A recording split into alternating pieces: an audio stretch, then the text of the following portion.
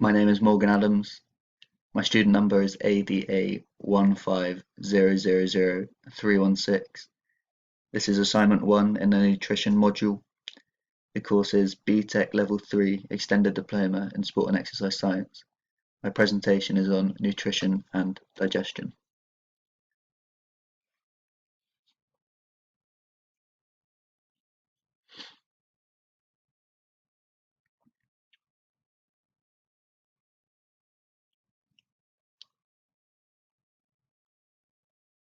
There are 7 nutrients in the body.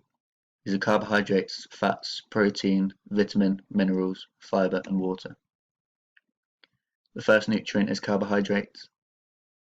The recommended intake of carbohydrates is 60%, although this may vary depending on what athlete you are. For example, a marathon runner will have a recommended intake of nearly 70% because the role of carbohydrates is to supply the body with a quick release, slow burn energy. Carbohydrates are the main source of energy within our bodies. Carbohydrates are stored as glucose. They're broken down into glucose, which is stored as glycogen.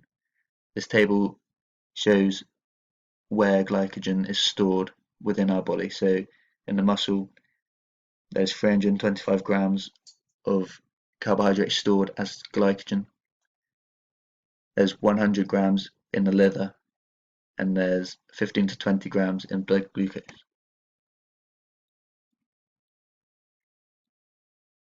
There are 3 types of carbohydrates. These are monosaccharides, disaccharides, and polysaccharides. Monosaccharides are simple carbohydrates. There are no bonds. There's one molecule, and it is an easy energy access.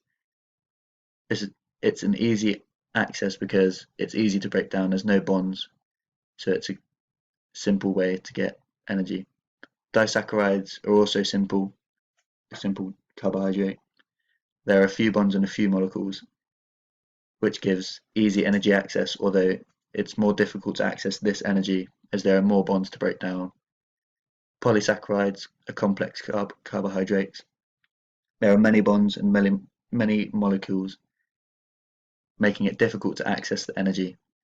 However, polysaccharides supply the longest lasting energy out of the 3 because it takes so long to break them down. 1 gram of carbs equals 4 kilocalories of energy. This table shows examples of simple and complex carbohydrates.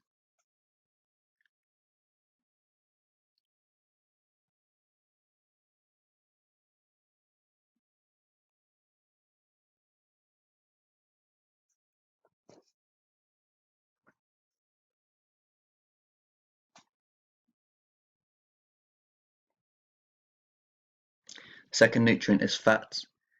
The recommended intake of fats is 30%, with saturated fats making up 11% of that total, polyunsaturated 6.5%, monounsaturated 13%.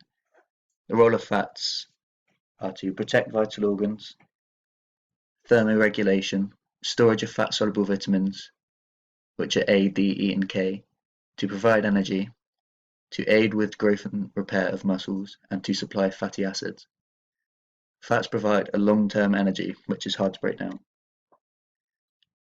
Examples of foods where you can find these fats are in the table below. Saturated fats are bad fats. For example, fatty meat, chocolate, dairy products are unhealthy, whereas monounsaturated and polyunsaturated are mainly oily based.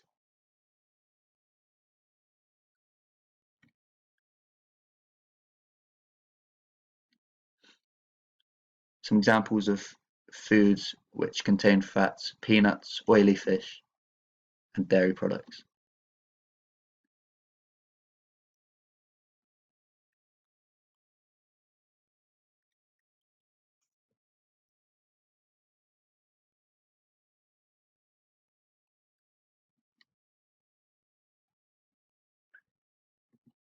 The third nutrient is protein.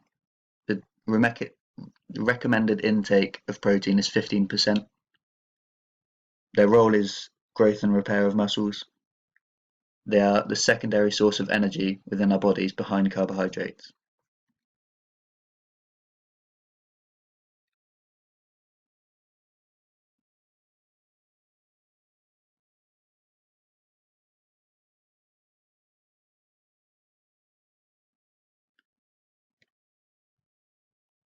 A complete protein has 20 amino acids. These amino acids are split as essential and non-essential. Essential proteins are those that we cannot produce ourselves. We need to eat to get them into our bodies, whereas non-essential are the ones that our body makes themselves. Foods that contain 20 amino acids are known as complete proteins. The table below shows foods where complete and incomplete proteins are found.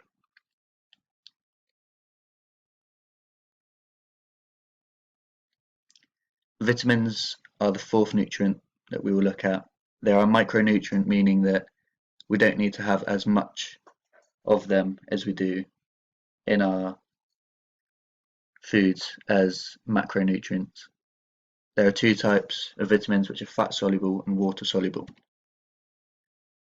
This table shows the different types of vitamins and whether they're fat soluble or water soluble. It shows their function, their source, so the foods that you can find them in, and the deficiency, so what happens if you do not get enough of that vitamin.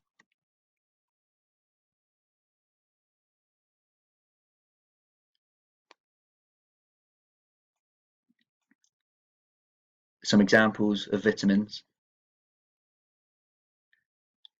are the sunlight,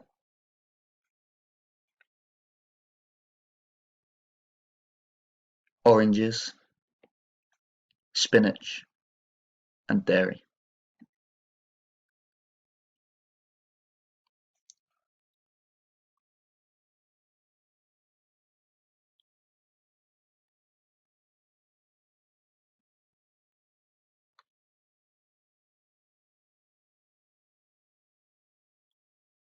The fifth nutrient is minerals.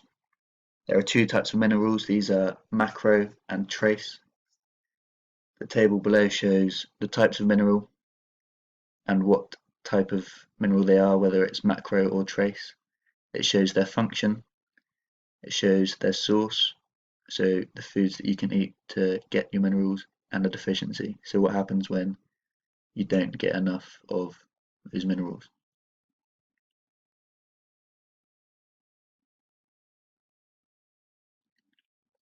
The sixth nutrient is fibre. Fibre can be found in foods such as pasta, breakfast cereal, rice, and bread. Fibre is a complex carbohydrate known as a non-starch polysaccharide. Fibre is not digested, although it does help with digestion. The recommended intake for an adult is 18 grams per day.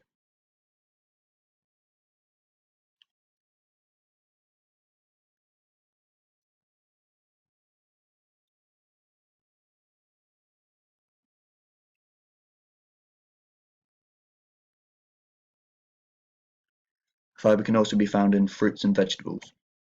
There are two types of fibre. These are insoluble and soluble. This table shows the difference between the two. Insoluble fibres prevent bowel disorders.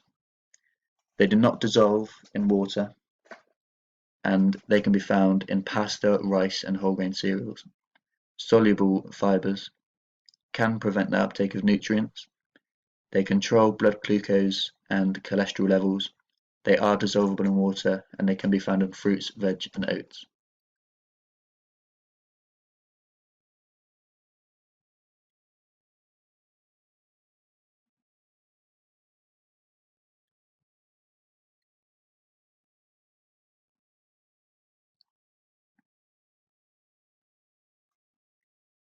Water is the seventh nutrient. The recommended intake daily is 6 to 8 cups. 50 to 60% of our bodies are made up of water. The role of water is to transport nutrients, to regulate temperature, and to aid the passage of food through our digestive system.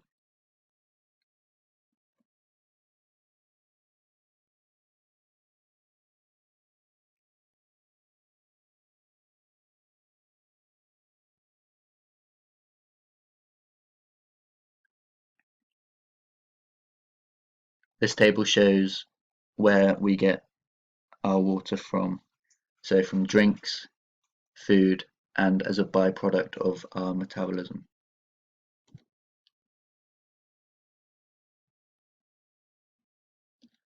I've made a comparison to the daily intake of macronutrients from a marathon runner compared to a weightlifter. For the marathon runner, I've recommended that they eat 70% of carbohydrates. This is because they need a lot of energy to run in marathons, as it's a quick release, slow burn energy. The more carbohydrates they get, the more energy they'll get.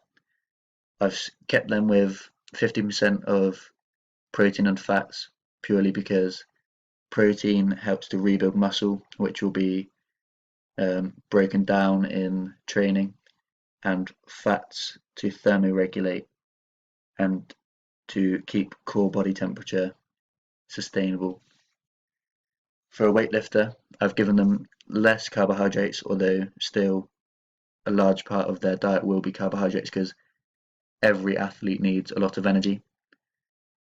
Although I've given them now 30% of protein in their diets because their muscles will continually be broken down and they'll need to be repaired throughout the time of their training in order to gain more muscle mass. I recommend vitamin B for a marathon runner because it helps with energy production, and if you do not have enough vitamin B, it will cause muscle cramps. I also recommend they eat a lot of zinc. This assists in carbon dioxide transport, so it will flush out the carbon dioxide from their blood vessels, allowing more oxygen to enter and get to the muscle. As well as this, I've recommended they get a lot of iron because this helps with the formation of hemoglobin, which carries oxygen to muscles. For a weightlifter, I recommend that they eat a lot of vitamin D, which can be found from the sun. It helps to strengthen bones and teeth. I also recommend they have a lot of calcium, which helps with muscle contractions and bone formation, and sodium, as it helps with their water balance. Now I will go to a purpose games and show you the digestive system. The pancreas converts food to fuel for our body cells. It also regulates blood sugar and helps digestion. The anus is where we excrete our food products. The liver helps production of bile, produces proteins for blood plasma.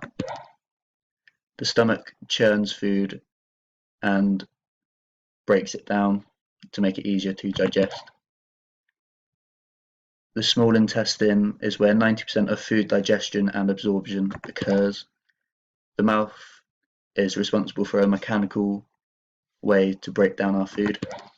The rectum is the last.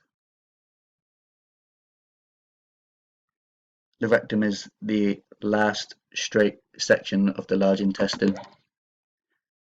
The gallbladder holds bile produced in the liver until it's needed to digest fatty acids. The large intestine is to absorb water from remaining indigestible food.